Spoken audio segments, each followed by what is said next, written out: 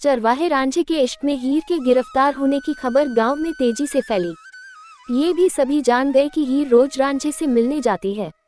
हीर की मां तक बात पहुंची तो वह बहुत गुस्से में आई।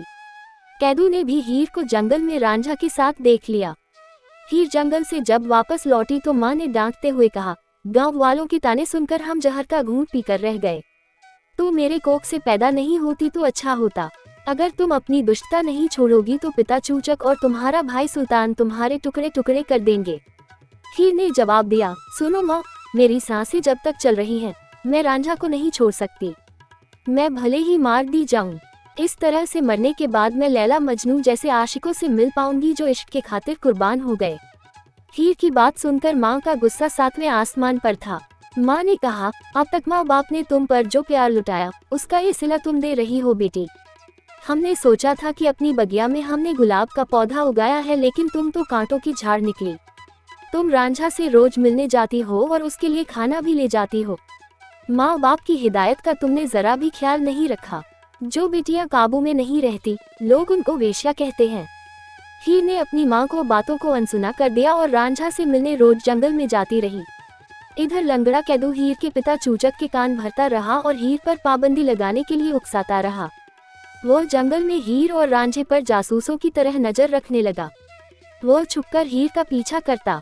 आखिरकार कैदू को अपनी कुटिल योजना को अंजाम देने का मौका मिल गया। हीर रांझे के लिए पानी लाने के लिए नदी की ओर गई। रांझा अकेला बैठा था, तभी कैदू फकीर के वेश में उसके पास आया और खुदा का नाम लेकर मांगने लगा।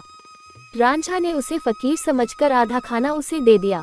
कैदू ने फकीरों की तरह उसको दुआ दी और खाना लेकर गांव की ओर चल पड़ा। जब हीर नदी से पानी लेकर वापस लौटी तो उसने रांझा के पास आधा खाना देख उससे पूछा। रांझा ने बताया कि एक लंगड़ा कर चलने वाला फकीर उसके पास आया था जिसे उसने आधा खाना दे दिया। हीर सारा माजरा समझ गई। उसने रांझा से कहा, तुम्हारी बुद्धि कहाँ चली गई है? वो फकीर नहीं, मेरा दुष्ट चाचा कैदू था जो मुझे बर्बाद कर देना चाहता है। मैंने तुमको पहले ही सावधान किया था। कैदू शैतान है। वो पति पत्नियों और माँ बेटियों में फूट पैदा कर देता है। वो बहुत बड़ा पाखंडी है। वो सुबह को अपने दोनों हाथों से जिस चीज को संवारता है, रात को अपनी लात से उसे उजाड़ देता है। वो हमारे प्यार भरी दुनिया में जहर घोल देगा। रांझा ने हीर को जवाब दिया, कैदू अभी यहाँ से गया है और वह बहुत दूर नहीं गया होगा। जाओ और कुछ भी करके उसे रोको।